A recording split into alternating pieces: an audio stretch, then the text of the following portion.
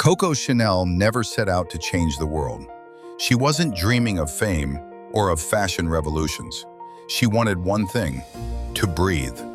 And in trying to escape the life she never chose, she reshaped the lives of millions. This is the story of the orphan who denied her past, reinvented herself in real time, and accidentally rewrote the rules of womanhood, all while pretending nothing remarkable was happening at all.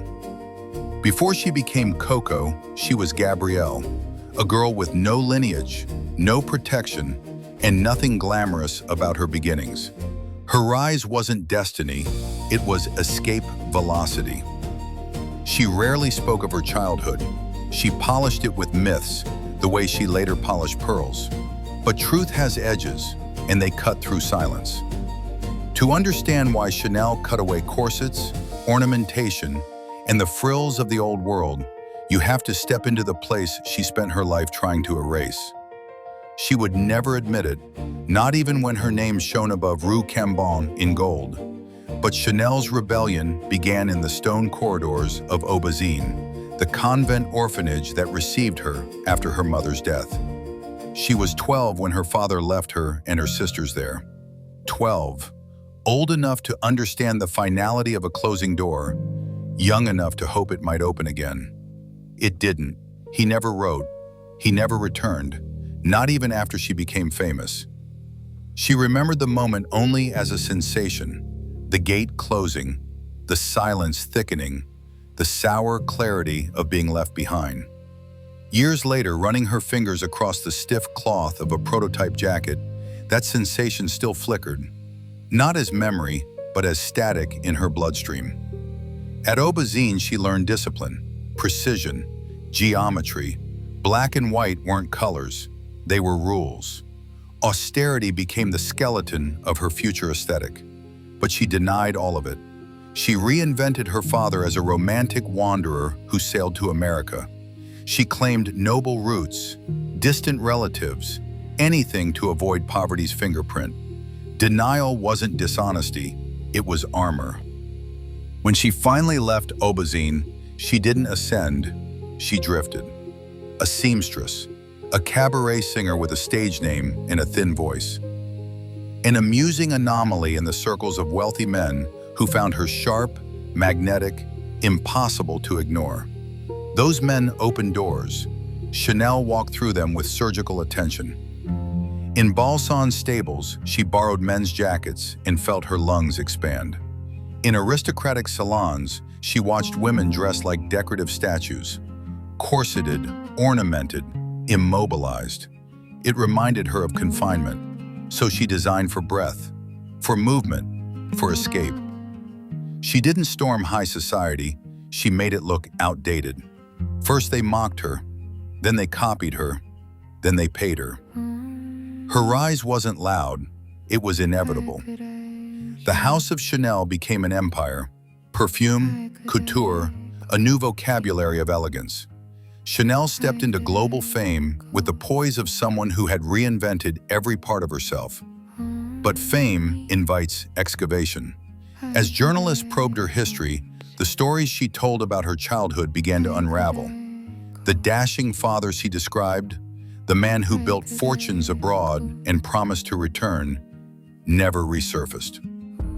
Not when she opened her first shop, not when number 5 conquered the world, not when she became one of the most famous women in Europe. Her myth-making wasn't vanity, it was survival. But not even myth could shield her from the choices she made later in life. During World War II, Chanel aligned herself with German officers, for protection, for convenience, and in ways that remained deeply troubling. It was the darkest chapter of her life. And when the war ended, France had no sympathy for collaborators, glamorous or not. She fled to Switzerland. Her empire dimmed, her reputation fractured. Yet in her 70s, restless, watching fashion regress into the corseted excess she had once dismantled, she returned to Paris. She reopened her maison. Critics mocked her. Women did not. Her rebellion, reluctant as it had always been, ignited once more. Chanel never stopped denying the influence of Aubazine. She insisted her minimalism came from instinct, not suffering. But perhaps that's what reinvention really is. Not erasing the past, but refusing to let it define you. Her life offers a sharp lesson. You don't need to love your origin story. You just need to build something stronger than it. Chanel didn't intend to lead a revolution. She intended to escape one world, and in doing so, created another. And so Coco Chanel became an icon, a woman who forged elegance out of adversity, denied the pain that shaped her, and designed freedom into every hemline. But what happens when reinvention isn't sewn from fabric, but engineered from steel? What happens when brilliance, discipline, and moral compromise collide at high speed? Next time on Founder Files, we turn to a man whose life mirrors Chanel's precision and echoes her shadows. Ferdinand Porsche, the self-taught mechanic who designed machines that changed the century. The engineer whose genius lifted him from obscurity and whose entanglement with the Nazi regime cast a shadow over the empire that still carries his name. Porsche rose fast. He built icons. And today, his company wrestles with the same pressure that forged him, to innovate fast enough to survive in a world it once dominated.